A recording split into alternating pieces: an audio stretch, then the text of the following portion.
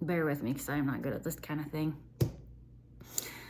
I just thought maybe some of you would want to know an update about the fluoride situation. About a year ago was when, it was May 11th, actually, last year, I'm pretty sure, that the water districts that buy their water from the Clarence Canyon Wholesale Water Commission voted about whether or not to allow fluoride into the system.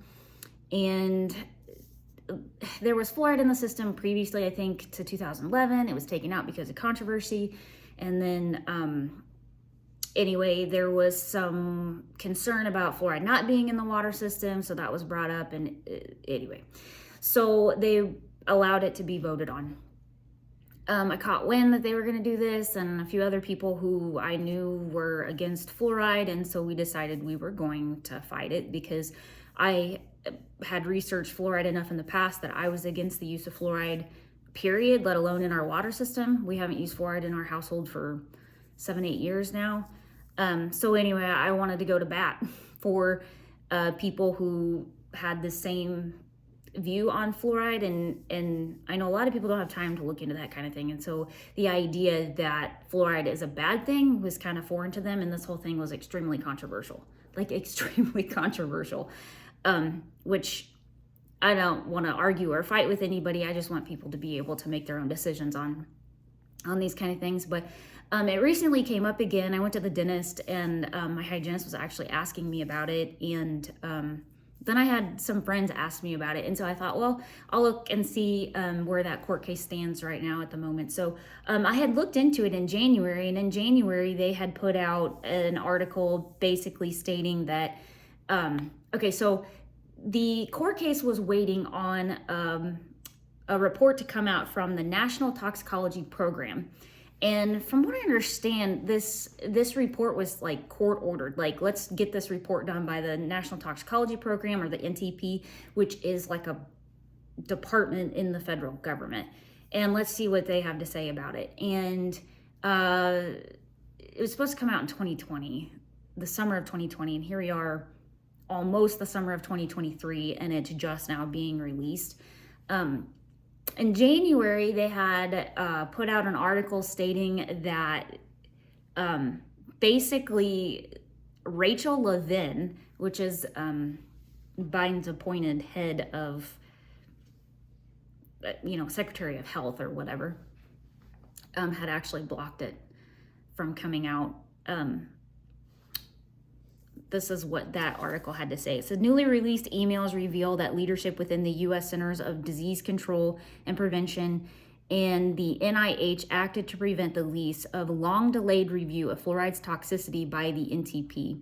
The email specifically claimed that Assistant Secretary for Health Rachel Levin intervened to stop the release of the NTP review, also known internally as the monograph. The emails confirm what had long been suspected, namely that government officials at some level were preventing the release of the important review on the toxicity of fluoride.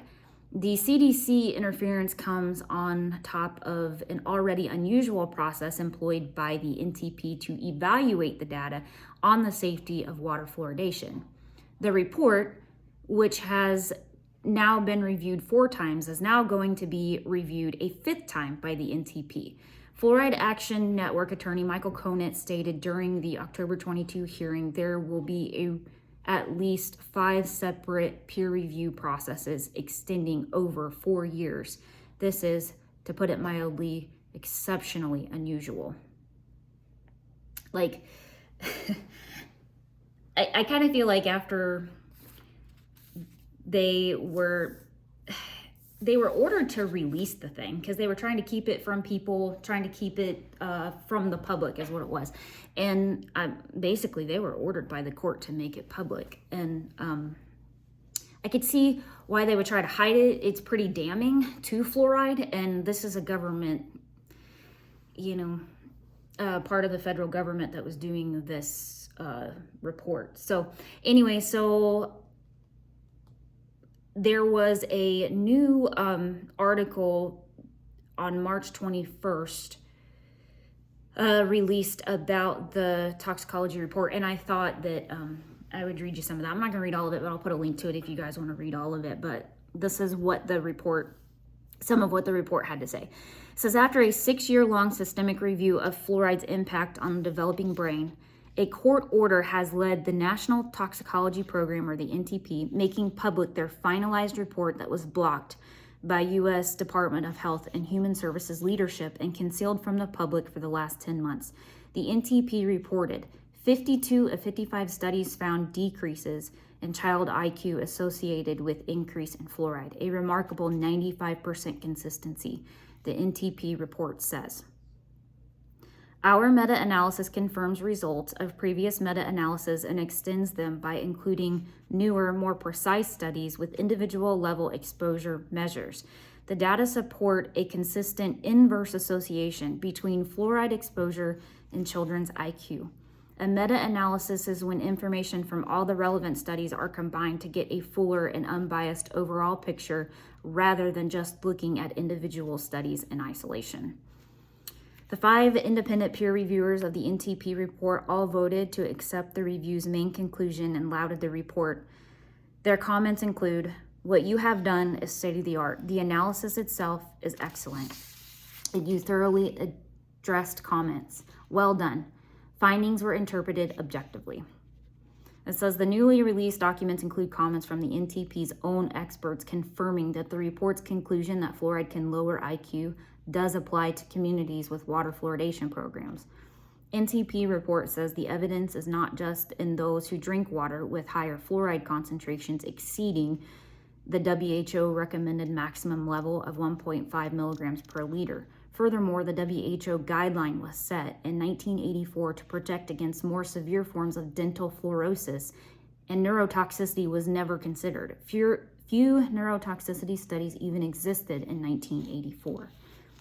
The NTP also responded to comments asking whether the meta-analysis had identified any safe exposure threshold below which there would be no loss of IQ. The NTP responded that they found no obvious threshold for either total fluoride exposure or water fluoride exposure, referring to a graph in the meta-analysis, which in the link, I'll put the link in the graphs and everything. This whole article is in the link. Referring to the graph in the meta-analysis, showing that as water fluoride concentration increased from 0.0 to 1.5, there was a steep drop in IQ of about 7 points. An external peer reviewer commented on the size of the IQ loss. Wow, that is substantial. That is a big deal.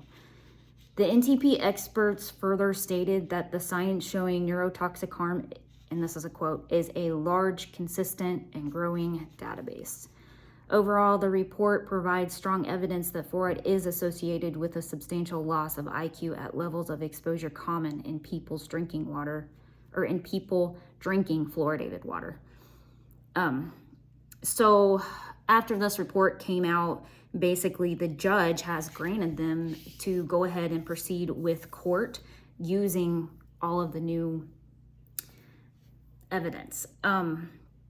The next hearing will be April 11th. So I'm curious to see what will end up happening, because this is a huge fight.